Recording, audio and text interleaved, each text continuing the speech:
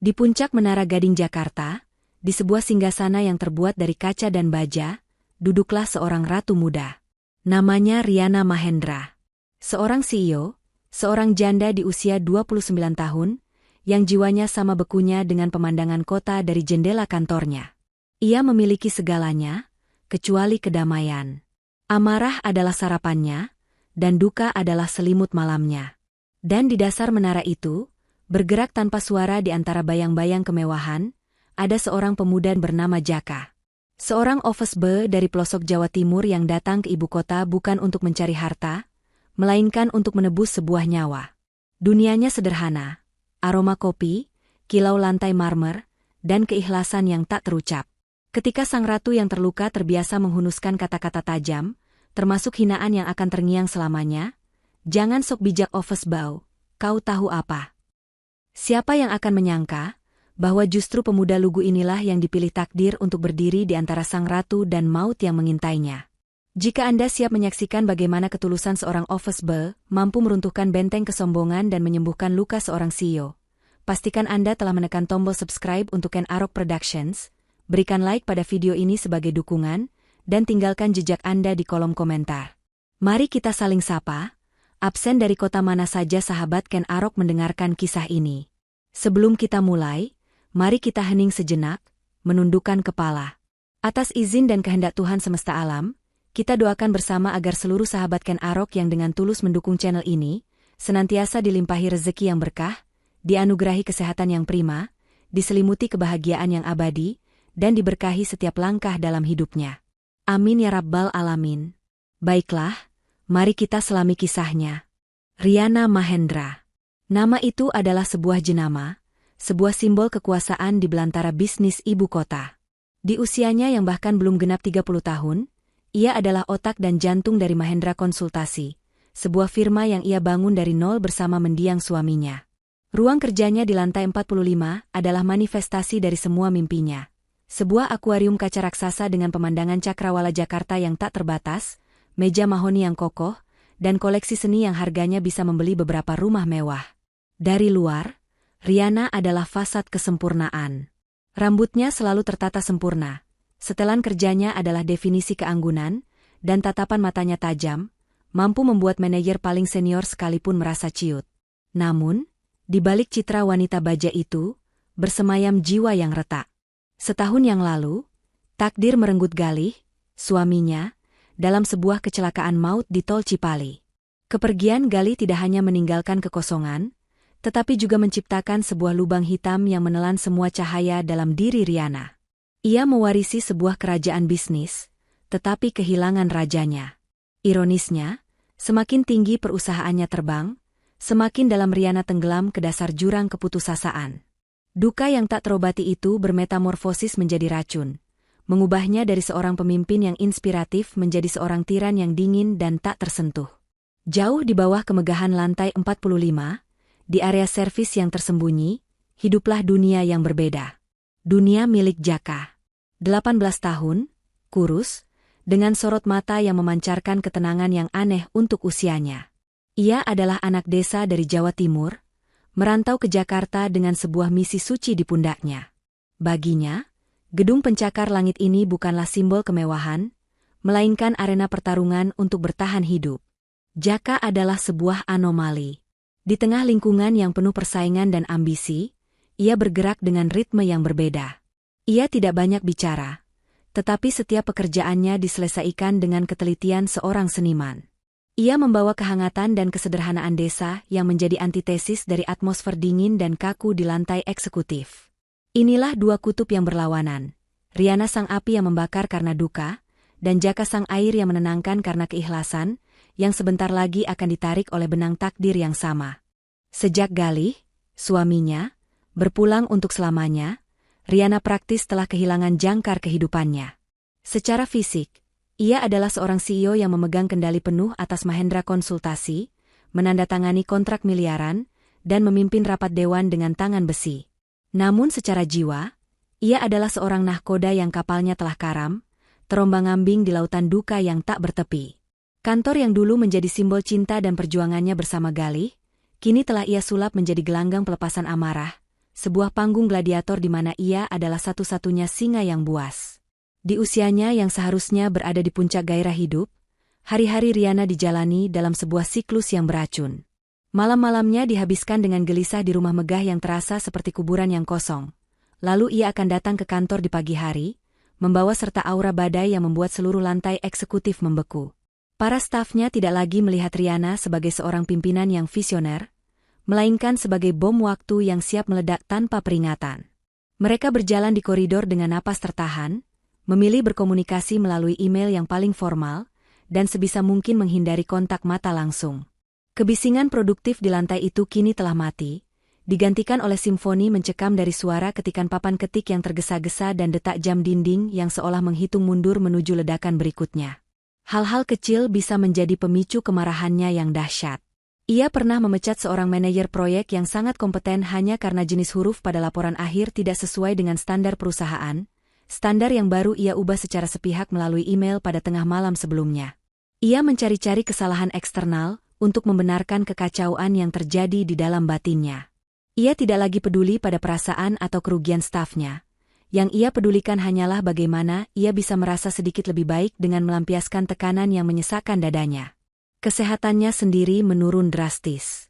Lingkaran hitam pekat di bawah matanya adalah saksi bisu dari insomnia yang berkepanjangan. Ia berusaha menyamarkan kelelahannya dengan riasan tebal dan parfum mahal, tetapi matanya tak bisa berbohong. Seringkali tatapannya terlihat kosong dan bergetar, sebuah jendela yang terbuka langsung menuju jiwanya yang rapuh. Ia mencoba mengisi kekosongan hatinya dengan bekerja 18 jam sehari, menenggak kopi pekat tanpa henti, dan pada akhirnya, menelan pil tidur agar bisa terlelap barang sejenak. Jauh di lubuk hatinya, Riana tahu ia sedang menghukum dirinya sendiri. Ia merasa bersalah karena masih bernapas sementara pria yang ia cintai telah menjadi tanah. Duka yang tak kunjung selesai ini telah menjadikannya wanita paling berkuasa sekaligus paling rapuh di kota itu. Ia sangat membutuhkan belas kasih, tetapi ia sendiri telah menutup rapat-rapat pintu belas kasih bagi siapapun, terperangkap dalam penjara keangkuhan dan kesepian yang ia ciptakan sendiri. Saat badai emosi Riana mengamuk di lantai eksekutif, mengubah koridor menjadi medan perang psikologis, ada satu titik ketenangan yang tak tergoyahkan.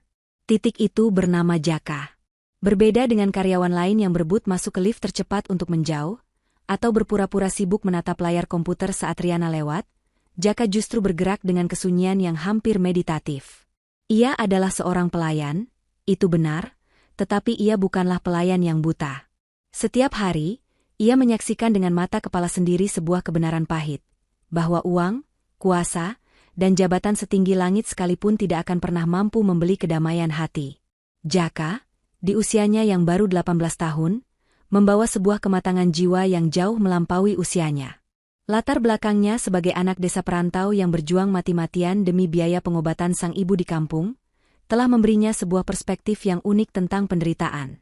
Di desanya, penderitaan adalah hal yang terbuka, diratapi bersama, ditanggung bersama dalam dekapan hangat tetangga.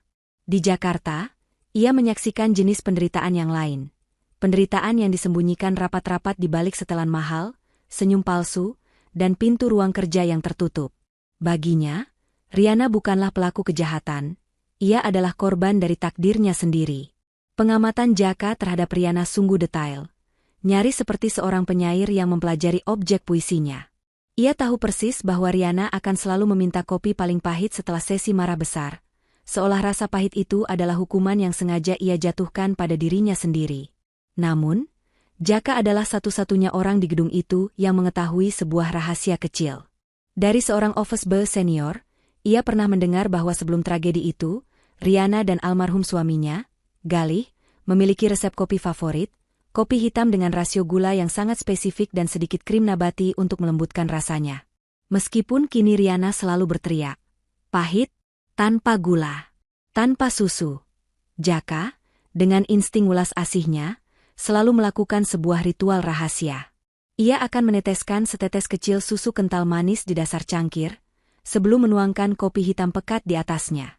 Sebuah sentuhan yang begitu kecil, nyaris tak mengubah rasa, tetapi memberikan jejak kelembutan dari masa lalu yang ia rindukan. Ia melakukan ini bukan untuk mencari muka, tetapi sebagai doa sunyi, berharap kehangatan kecil itu bisa menenangkan jiwa bosnya yang bergejolak. Riana tidak pernah menyadarinya, tetapi setitik kelembutan itu selalu ada di setiap cangkir kopinya. Jaka juga memperhatikan kebiasaan Riana yang lain.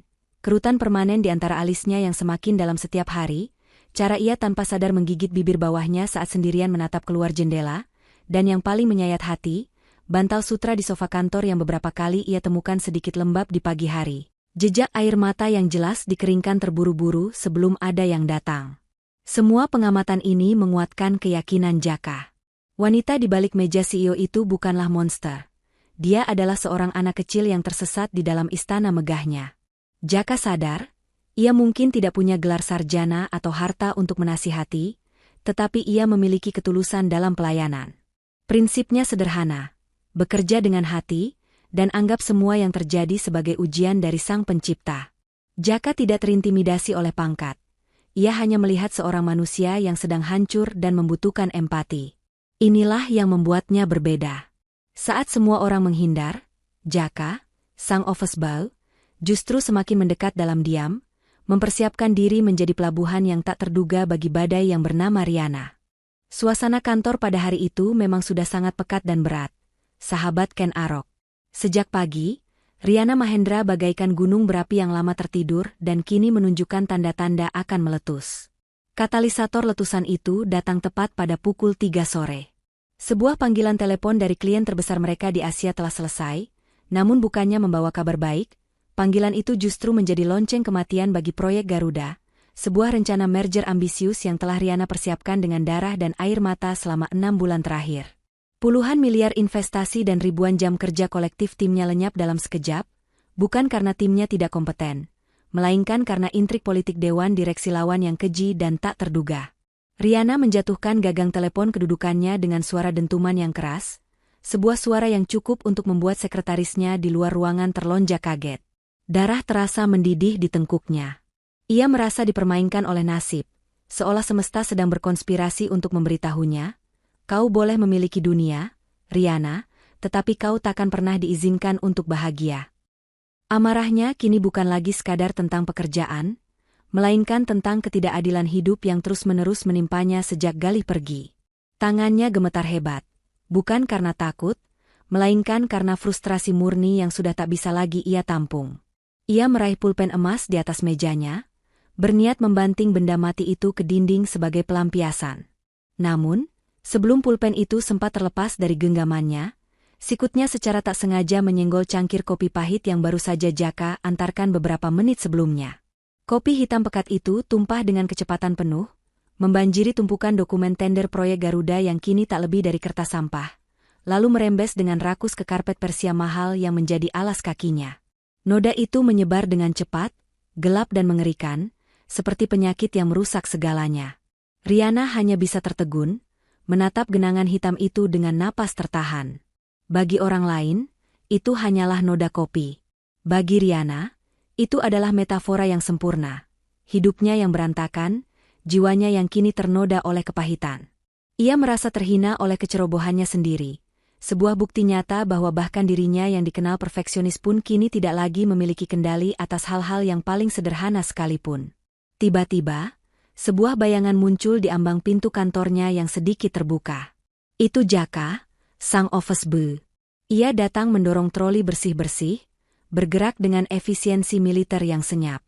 Ia tidak bertanya, tidak menatap Riana, tetapi langsung berjalan masuk dan berlutut di sebelah tumpahan itu, hanya berjarak beberapa senti dari sepatu stiletto Riana yang mahal.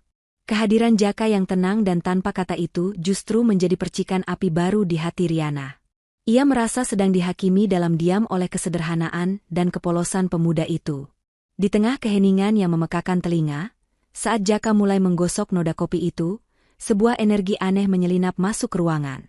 Inilah saat yang krusial, sahabat Ken Arok, di mana ketulusan Jaka, tanpa disengaja, justru akan memicu ledakan emosi Riana yang paling mengerikan. Jaka terus berlutut di samping meja, membersihkan noda kopi dengan gerakan yang teliti dan tanpa celah. Sementara itu, Riana berdiri kaku di sebelahnya, tubuhnya menegang seperti kawat baja yang ditarik hingga batasnya. Dari sudut matanya, Jaka bisa melihat tangan Riana yang terkepal erat hingga buku-buku jarinya memutih, dan ia bisa mendengar napas bosnya yang pendek dan terengah-engah. Ia tahu, wanita di hadapannya ini sedang menderita luar biasa. Sebagai seorang office boy, Jaka sadar sepenuhnya bahwa ia tidak memiliki hak untuk mencampuri urusan pribadi atasannya. Tetapi sebagai sesama manusia yang pernah merasakan pedihnya duka, ia merasa harus menyalurkan sedikit saja ketenangan yang selalu ia pegang teguh. Dalam keheningan yang menyesakan itu, Jaka akhirnya berujar.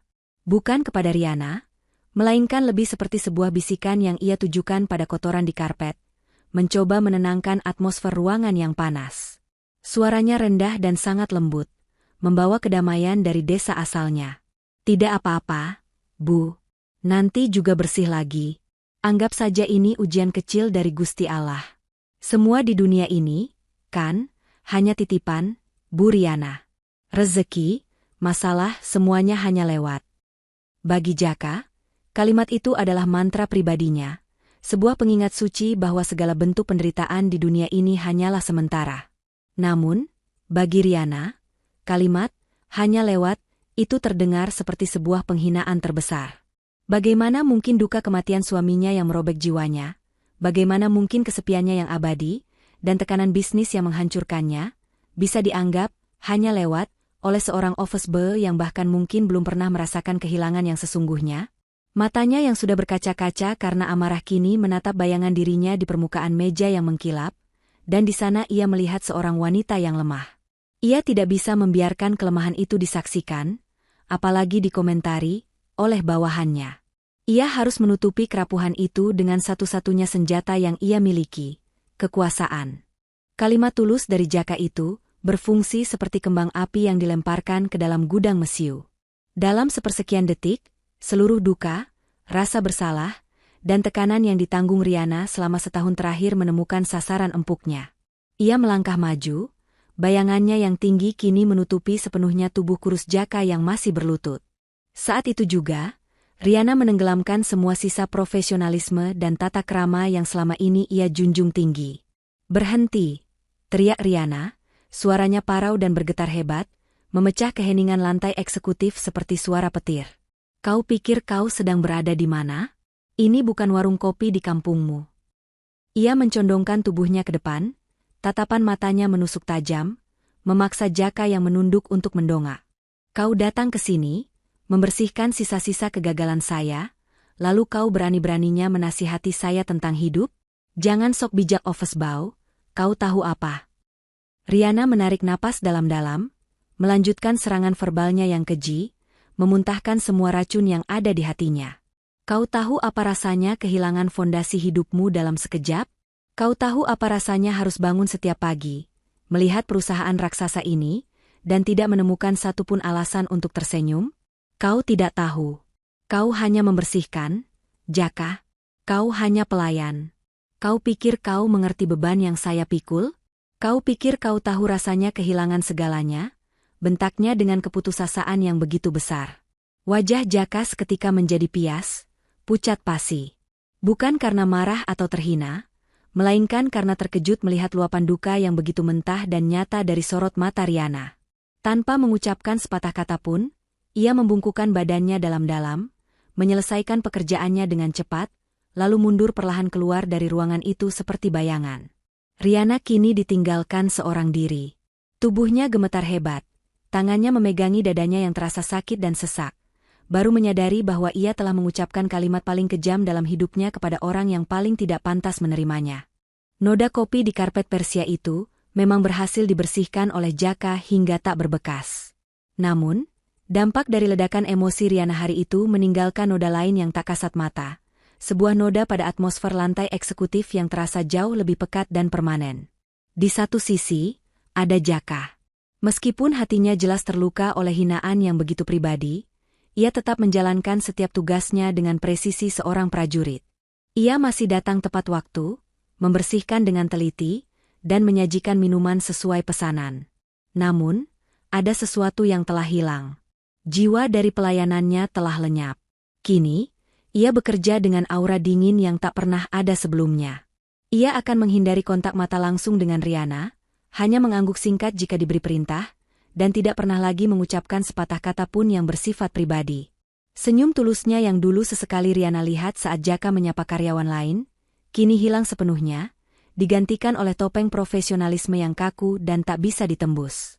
Jaka telah membangun sebuah dinding di antara mereka, bukan karena benci, tetapi untuk melindungi hatinya yang tulus. Di sisi lain dinding itu, Riana segera diliputi oleh gelombang penyesalan dan rasa malu yang begitu mendalam. Sebuah perasaan yang entah kenapa terasa lebih menyakitkan daripada duka yang selama ini ia rasakan. Ia sadar, ia telah melakukan dosa terbesar seorang pemimpin, menggunakan kekuasaan dan statusnya untuk menghancurkan harga diri seseorang yang tidak bersalah, hanya karena kejujuran polos pemuda itu tanpa sengaja menusuk luka lamanya. Ia mencoba menenangkan dirinya dengan berpikir, dia hanya seorang office boy, besok juga akan lupa. Tetapi jauh di dalam hatinya, ia tahu itu adalah sebuah kebohongan besar. Ia melihat kebaikan di mata Jaka, dan ia tahu, ia telah meludahi kebaikan itu. Selama beberapa hari berikutnya, Riana secara konsisten menghindari Jaka. Ia bahkan memesan kopi paginya melalui sekretarisnya, Nyonya Irma, yang tentu saja tidak mengetahui resep rahasia satu tetes susu kental peninggalan Galih. Kopi Riana pun kembali pahit sepenuhnya, persis seperti hidupnya. Ruangan kerjanya yang megah kini terasa semakin terisolasi, kesepiannya menjadi semakin nyata, kini diperparah oleh beban rasa bersalah atas keangkuhannya sendiri. Ironisnya, setelah mengusir Jaka dengan kata-kata kasarnya, Riana justru merasa jauh lebih rapuh dan sendirian dari sebelumnya.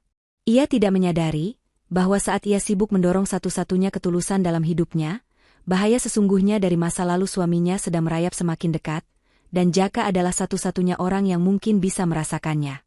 Roda takdir, sahabat Ken Arok, seringkali berputar dengan cara yang tak terduga.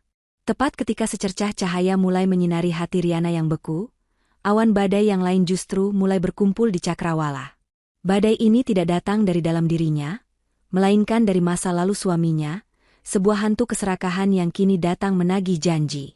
Hantu itu bernama Arman, seorang pria parlente berusia akhir 40-an dengan senyum yang terlalu licin dan tatapan mata yang selalu waspada, mengingatkan Riana pada seekor predator yang sedang mengincar mangsanya. Ia adalah mantan rekan bisnis almarhum Galih, seorang pria yang ahli dalam memanfaatkan setiap peluang, terutama yang berada di wilayah abu-abu. Suatu siang, tanpa membuat janji, Arman muncul di lobi Mahendra Konsultasi dan memaksa untuk bertemu dengan Riana.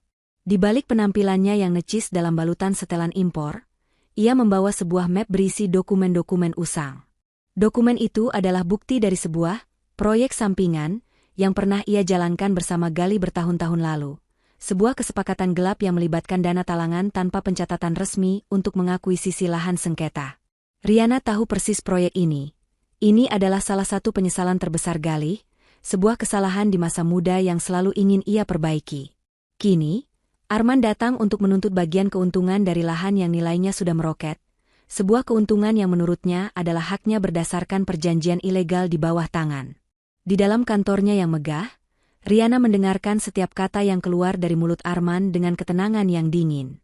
Arman mencoba merayunya, membangkitkan nostalgia tentang persahabatan lamanya dengan Galih, sebelum akhirnya menyodorkan angka-angka fantastis yang ia tuntut. Namun, Riana yang duduk di hadapannya bukanlah lagi Riana yang rapuh dan dikuasai emosi.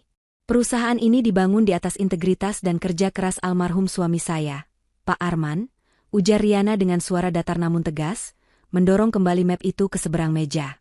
Bukan di atas kesepakatan gelap yang dibuat di ruang belakang. Saya tidak akan mencairkan sepeser pun uang perusahaan untuk melunasi keserakahan Anda.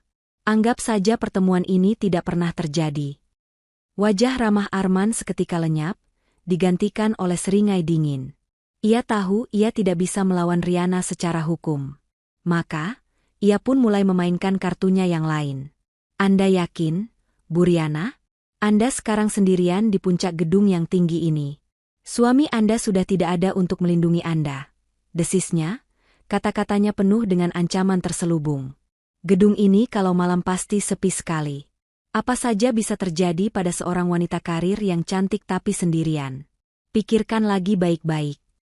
Setelah mengucapkan kalimat racun itu, Arman bangkit dan pergi, meninggalkan hawa dingin yang menusuk di dalam ruangan. Riana memang berhasil mengusirnya, tetapi ancaman itu terasa begitu nyata. Ia tidak menyadari bahwa dari dalam mobilnya yang terparkir di seberang jalan, Arman sedang menatap lekat ke jendela kantor di lantai 45, pikirannya yang licik mulai merajut sebuah rencana jahat untuk mengambil apa yang ia anggap sebagai haknya, dengan cara apapun. Jam digital di sudut meja kerja Riana sudah menunjukkan pukul 11 malam. Di luar jendela, lautan cahaya kota Jakarta terhampar bisu, sebuah permadani gemerlap yang kontras dengan kesunyian yang membebani di lantai 45. Gedung Mahendra Konsultasi, yang di siang hari ramai seperti sarang lebah, kini telah berubah menjadi raksasa baja yang tertidur lelap. Hanya ada satu titik cahaya yang masih menyala di puncaknya, yaitu dari ruangan Riana. Di sana, ia sendirian, berperang melawan tumpukan dokumen hukum dan laporan keuangan, membangun benteng pertahanan untuk melindungi perusahaan sekaligus nama baik mendiang suaminya dari serigala berbulu domba bernama Arman. Matanya terasa perih karena terlalu lama menatap layar laptop, dan punggungnya terasa kaku, tetapi ia menolak untuk menyerah. Baginya, ini bukan lagi sekadar urusan bisnis, melainkan pertempuran untuk mempertahankan kehormatan terakhir yang ditinggalkan Galih. Keheningan di sekelilingnya begitu total, hanya dipecah oleh suara ketukan jarinya yang cepat di atas papan ketik, dan sesekali suara ia menyeruput kopi hitam pekat yang sudah mulai dingin. Ia begitu tenggelam dalam pekerjaannya, sama sekali tidak menyadari bahwa kesendiriannya di puncak menara itu justru menjadikannya target yang sangat rentan. Sementara itu, 45 lantai di bawahnya, di area servis yang sunyi, Jaka sedang menyelesaikan tugas terakhirnya hari itu. Ia baru saja selesai membersihkan dan mengelap dapur hingga berkilau, aroma karbol yang segar bercampur dengan aroma sisa kopi. Sebagai satu-satunya karyawan yang tinggal di mes kantor, ia menganggap gedung ini sebagai rumahnya sendiri, dan ia menjaganya dengan sepenuh hati. Sambil menyenandungkan sebuah tembang Jawa kuno dengan suara pelan, ia mengunci lemari persediaan dan hendak mematikan lampu terakhir sebelum kembali ke kamarnya. Namun, tepat di momen itu, sebuah suara ganjil memecah keheningan malam dan membuat senandungnya berhenti seketika. Itu adalah suara dentuman logam yang teredam, diikuti oleh derit protes engsel yang dipaksa, yang berasal dari arah pintu darurat yang terhubung dengan area parkir basement. Jaka membeku di tempatnya. Ia hafal semua suara di gedung ini. Deru lift, dengung mesin pendingin, bahkan langkah kaki satpam yang berpatroli setiap jam. Suara ini sama sekali tidak wajar. Ini adalah suara sebuah paksaan. Jantungnya mulai berdebar lebih kencang. Keheningan kembali menyelimuti, namun kini terasa berbeda. Keheningan itu kini terasa mengancam. Beberapa detik kemudian, ia mendengar suara lain yang membuat bulu kuduknya meremang. Suara langkah kaki. Bukan langkah kaki satpam yang tegas dan berirama. Langkah ini pelan, berhati-hati, dan memiliki jeda, seperti langkah seseorang yang tidak ingin keberadaannya diketahui, seseorang yang sedang menyelinap. Firasat buruk yang begitu kuat menjalari tulang punggungnya. Hanya ada satu orang yang ia tahu masih berada di gedung ini. Bu Riana. Seketika, gambaran ancaman Arman di sore hari melintas di benaknya. Tanpa pikir panjang, Jaka mematikan lampu dapur, menenggelamkan dirinya dalam kegelapan, dan mulai bergerak tanpa suara, mengikuti arah langkah kaki misterius yang menaiki tangga darurat itu. Setiap anak tangga darurat ia naiki dengan kehati-hatian seekor macan tutul.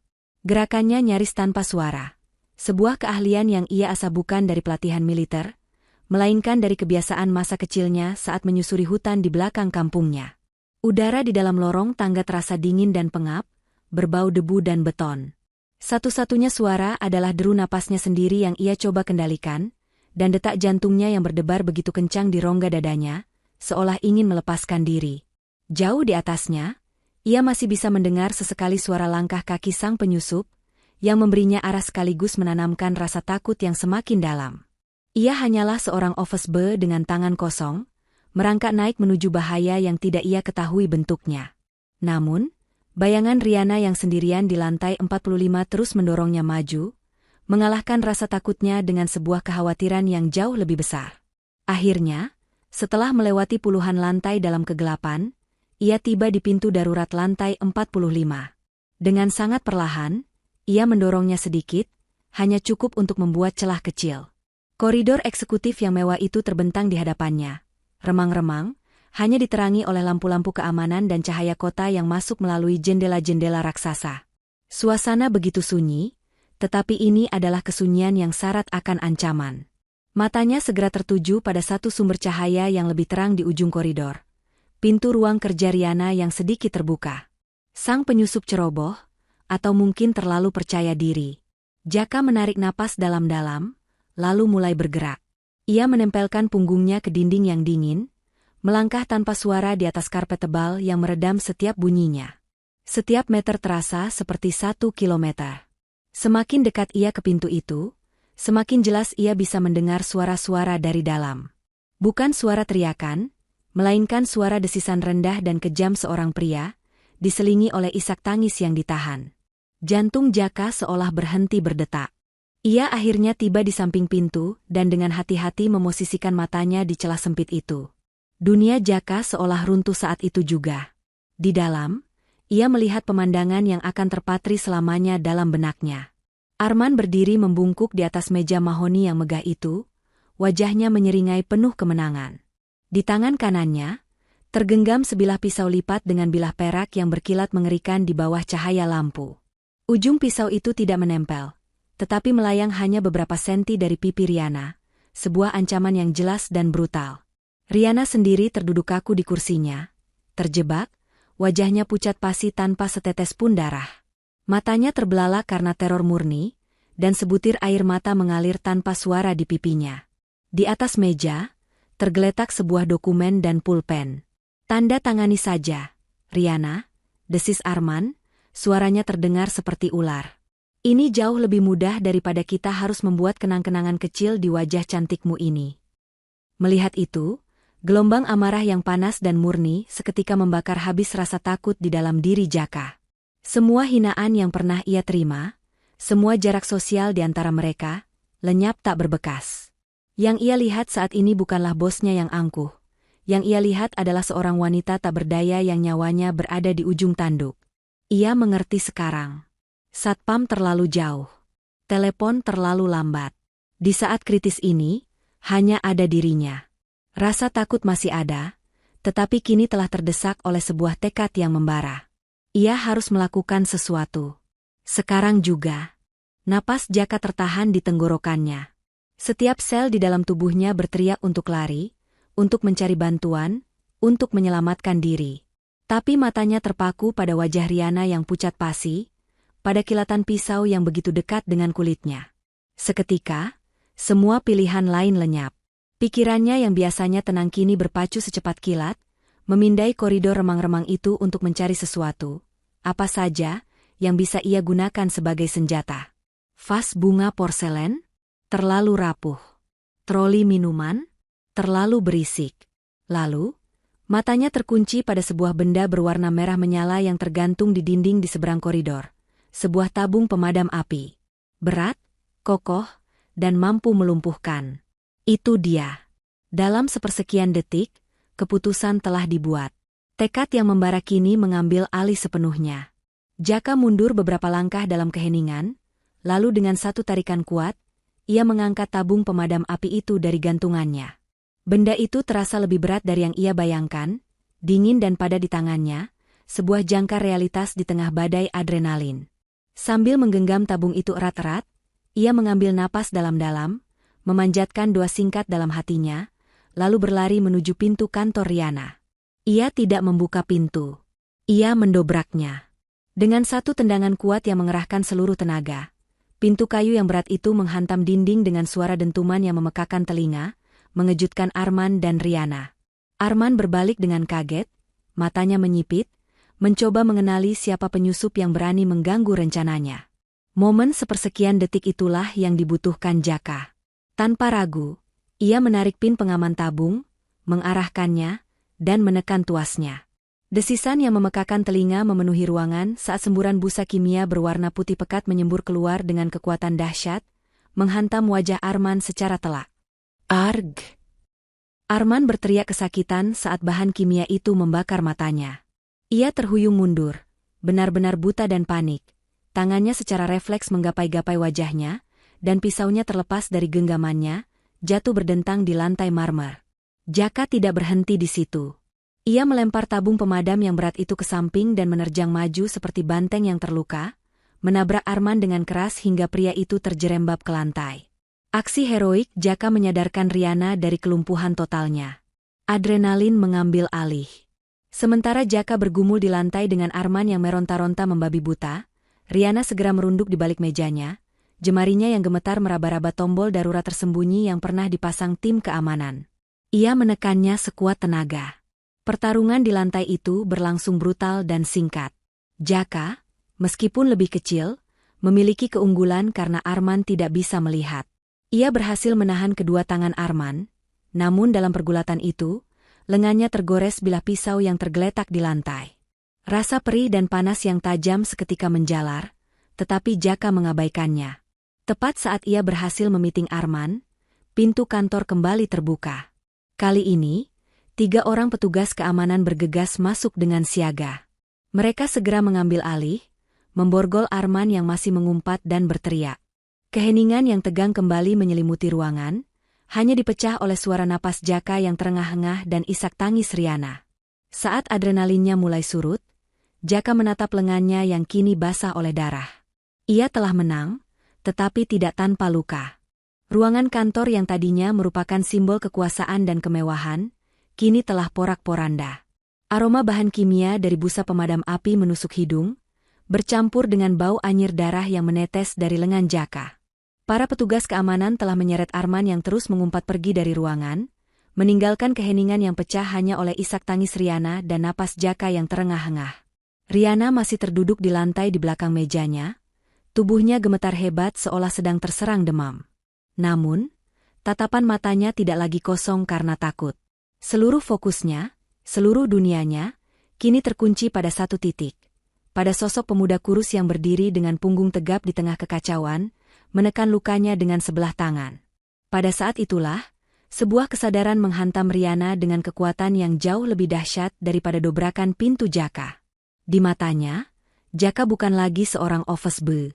Label itu, status itu, semua hierarki sosial yang selama ini menjadi tembok di antara mereka, hancur berkeping-keping. Pria muda yang berdiri di hadapannya adalah penyelamatnya, pahlawannya. Seorang pelindung yang muncul dari tempat yang paling tidak ia duga, dengan keberanian yang bahkan tidak dimiliki oleh para pengawalnya. Inilah kekuatan sejati, batin Riana berbisik. Bukan kekuasaan yang bisa membeli gedung pencakar langit, tetapi keberanian yang lahir dari hati tulus untuk melindungi sesama, tanpa memikirkan keselamatan diri sendiri. Panggil ambulans. Cepat, teriak Riana kepada petugas keamanan yang tersisa, suaranya serak namun penuh perintah. Ia bangkit dengan kaki yang masih goyah dan segera menghampiri Jaka, merobek ujung blazernya yang mahal untuk membantu membebat lengan Jaka yang terluka. Selama perjalanan menuju rumah sakit, Riana tidak melepaskan pandangannya dari Jaka. Di dalam ambulans yang melaju kencang membelah malam, diiringi suara sirene yang meraung-raung, ia menyaksikan para petugas medis merawat luka Jaka dengan cekatan. Dan di sanalah, gelombang rasa bersalah itu datang menerjangnya tanpa ampun. Setiap kata hinaan yang pernah ia lontarkan kepada Jaka kini kembali terngiang di telinganya, terdengar begitu keji dan mengerikan. Jangan sok bijak office boy, kau tahu apa? Kalimat itu kini terasa seperti belati yang mengoyak hatinya sendiri. Pemuda yang ia rendahkan, yang ia anggap tidak tahu apa-apa tentang beban hidup, baru saja mempertaruhkan nyawanya untuk menyelamatkan hidupnya. Di rumah sakit, Riana menolak untuk beristirahat. Ia yang mengurus semua administrasi, ia yang berbicara dengan dokter, ia yang memastikan Jaka mendapatkan perawatan terbaik. Setelah lengan Jaka dijahit dan ia dipindahkan ke ruang perawatan untuk observasi, Riana duduk di kursi di samping ranjangnya. Ia menatap wajah Jaka yang terlelap karena pengaruh obat penenang. Wajah yang begitu muda, begitu damai, sama sekali tidak menunjukkan jejak kekerasan yang baru saja ia lakukan demi dirinya. Air mata yang sejak tadi ia tahan akhirnya tumpah, mengalir deras tanpa suara. Itu bukan lagi air mata ketakutan, melainkan air mata keharuan yang begitu dalam, bercampur dengan rasa malu dan penyesalan yang menusuk hingga ke ulu hati. Di keheningan kamar rumah sakit itu, Riana Mahendra, sang CEO yang angkuh, menangisi kebodohannya sendiri di hadapan kebesaran hati seorang office boy. Dan ia bersumpah dalam hati, ia tidak akan beranjak dari sisi pahlawannya itu sampai ia membuka mata. Malam yang panjang dan penuh ketakutan itu perlahan-lahan menyerah pada fajar. Semburat cahaya keemasan pertama mulai menyelinap masuk melalui jendela kamar perawatan, melukis garis-garis hangat di lantai yang dingin. Riana tidak tidur sedetik pun. Ia tetap duduk di posisinya. Punggungnya terasa pegal dan setelan mahalnya kini kusut. Namun matanya tidak pernah lepas dari wajah Jaka. Ia telah melepaskan topeng CEO-nya. Kini ia hanyalah seorang wanita yang dipenuhi penyesalan, menjaga pahlawannya dengan setia. Tepat saat itulah, ia melihat kelopak mata Jaka bergetar. Beberapa saat kemudian, pemuda itu perlahan membuka matanya. Pandangan Jaka yang awalnya kabur, perlahan menjadi fokus. Hal pertama yang ia lihat adalah wajah Riana yang begitu dekat, terlihat lelah dan sembab, namun sorot matanya memancarkan sesuatu yang belum pernah Jaka lihat sebelumnya, sebuah kelembutan yang begitu dalam. "Bu, Riana?" Suara Jaka terdengar serak dan lemah. Tanpa menunggu lebih lama, Riana segera meraih dan menggenggam tangan Jaka yang tidak terluka. Genggamannya erat dan hangat. "Jaka," bisiknya, suaranya bergetar menahan tangis. "Dengarkan saya. Maafkan saya. Maafkan setiap kata tajam yang pernah keluar dari mulut saya. Maafkan keangkuhan saya, kebodohan saya. Saya salah telah menilaimu. Saya buta, Jaka. Saya..." Jaka mencoba tersenyum, meskipun senyum itu terlihat lemah di wajahnya yang pucat. "Sudahlah, Bu. Yang penting Ibu selamat. Itu tidak penting lagi." "Itu penting," potong Riana cepat, air matanya kini mulai menetes, jatuh di punggung tangan Jaka. "Itu sangat penting bagiku. Kau mempertaruhkan nyawamu untukku, setelah aku..." Melihat penderitaan di mata Riana, Jaka mengerti. Untuk menenangkannya, ia pun memutuskan untuk berbagi. "Ibu tidak perlu merasa seperti itu," ujarnya pelan. "Sejak kecil, ibu saya di kampung selalu mengajarkan satu hal. Seberat apapun hidup menghantam kita, jangan pernah biarkan hati kita ikut menjadi keras. Saya datang ke Jakarta bukan untuk jadi kaya, Bu. Saya merantau untuk mencari biaya pengobatan ibu saya yang sakit keras. Menjaga dan menolong orang lain, itu satu-satunya cara saya merasa bisa membalas kebaikan beliau. Itu prinsip saya. Dan tadi malam, saya hanya melakukan apa yang menurut saya benar." Pengakuan tulus Jaka itu bagaikan kunci yang membuka pintu bendungan di hati Riana. Ketulusan Jaka, bebannya yang begitu berat namun ia pikul dengan begitu mulia, membuat Riana merasa aman untuk pertama kalinya. Dengan suara terputus-putus, ia akhirnya memuntahkan semua racun yang telah ia simpan selama setahun terakhir. "Kecelakaan yang merenggut suami saya, seharusnya saya ada di mobil itu bersamanya, Jaka," isaknya. "Tapi saya lebih memilih menyelesaikan satu rapat lagi. Satu rapat bodoh yang tidak ada artinya. Dan setiap hari sejak saat itu, saya bangun dengan membenci diri saya sendiri. Saya marah pada dunia karena saya masih hidup, sementara dia sudah pergi. Saya membangun dinding di sekitar saya menyakiti orang lain, karena saya merasa tidak pantas mendapatkan kebaikan." Di kamar rumah sakit yang disinari cahaya fajar itu, dua pengakuan tulus bertemu. Seorang office boy yang berjuang untuk ibunya, dan seorang CEO yang hancur karena rasa bersalah. Tidak ada lagi jabatan, tidak ada lagi status. Yang ada hanya dua jiwa yang sama-sama terluka, yang akhirnya menemukan tempat untuk berbagi beban. Tangan Riana masih menggenggam erat tangan Jaka, dan untuk pertama kalinya setelah sekian lama, ia tidak lagi merasa sendirian. Sejak percakapan di bawah sinar fajar di rumah sakit itu, segalanya berubah. Tembok-tembok tak kasat mata yang dulu memisahkan Riana dan Jaka kini telah runtuh menjadi puing. Ketika Jaka kembali bekerja beberapa hari kemudian dengan lengan yang masih terbalut perban, ia disambut bukan sebagai office boy, melainkan sebagai pahlawan oleh seluruh staf. Namun, sambutan yang paling berarti baginya adalah perubahan sikap Riana. Ratu es dari lantai 45 itu telah sepenuhnya mencair. Keheningan yang dingin di antara mereka kini telah digantikan oleh kehangatan yang tulus. Ritual kopi pagi mereka pun berubah. Terkadang, bukan Jaka yang datang mengantar, melainkan Riana sendiri yang akan berjalan ke pantry, dengan alasan ingin membuat kopinya sendiri, padahal niat sesungguhnya adalah untuk bisa berbincang sejenak dengan Jaka. Obrolan mereka bukan lagi tentang perintah dan laporan, melainkan tentang hal-hal sederhana, kabar terbaru dari ibu Jaka di kampung, cerita Jaka tentang masa kecilnya, atau sekadar berbagi keluh kesah tentang hari yang berat. Para karyawan di lantai eksekutif memandang interaksi aneh itu dengan tatapan tak percaya, namun mereka tidak berani berkomentar. Mereka hanya bisa melihat bagaimana aura bos mereka yang dulu kelam kini menjadi lebih cerah setiap kali berbicara dengan pemuda itu. Riana mulai sering meminta pendapat Jaka, bahkan untuk hal-hal di luar pekerjaannya. Suatu kali, saat ia pusing menghadapi negosiasi yang alot, ia memanggil Jaka ke taman di atap gedung. Di tengah hamparan tanaman hijau dengan latar belakang gedung-gedung pencakar langit, ia menceritakan masalahnya.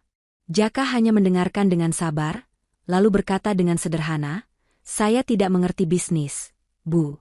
Tapi kata ibu saya, kalau niat kita baik dan cara kita jujur, Gusti Allah pasti akan kasih jalan." Kata-kata polos itu, yang mungkin akan ditertawakan oleh para pebisnis lain, justru terdengar seperti oase di tengah gurun bagi Riana. Ia menemukan jangkar ketenangan dalam perspektif hidup Jaka yang sederhana, jujur, dan tulus. Semua hal yang telah lama hilang dari dunianya yang penuh kepalsuan. Di sisi lain, Jaka tidak pernah merasa canggung. Ia melihat Riana bukan lagi sebagai atasan yang ditakuti, melainkan sebagai seorang wanita yang butuh teman untuk berbagi. Ia tidak terintimidasi oleh kekayaan Riana, juga tidak merasa minder dengan statusnya. Baginya, mereka hanyalah dua manusia yang telah melihat sisi tergelap satu sama lain dan memilih untuk tidak pergi.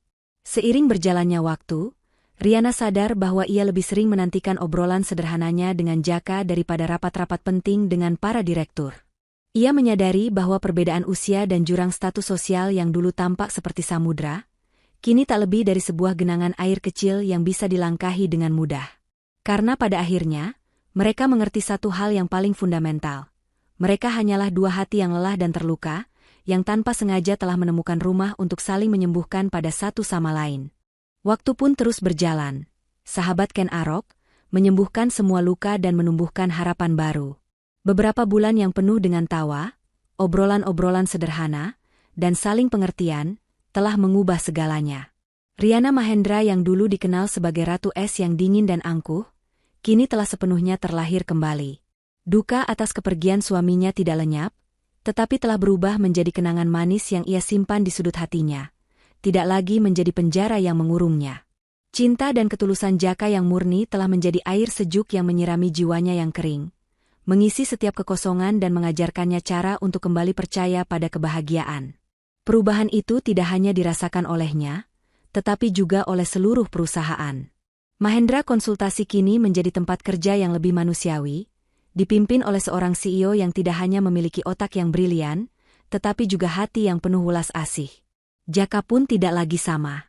Riana, yang melihat kecerdasan praktis, kejujuran, dan integritas luar biasa dalam diri Jaka, mulai memberinya tanggung jawab lebih.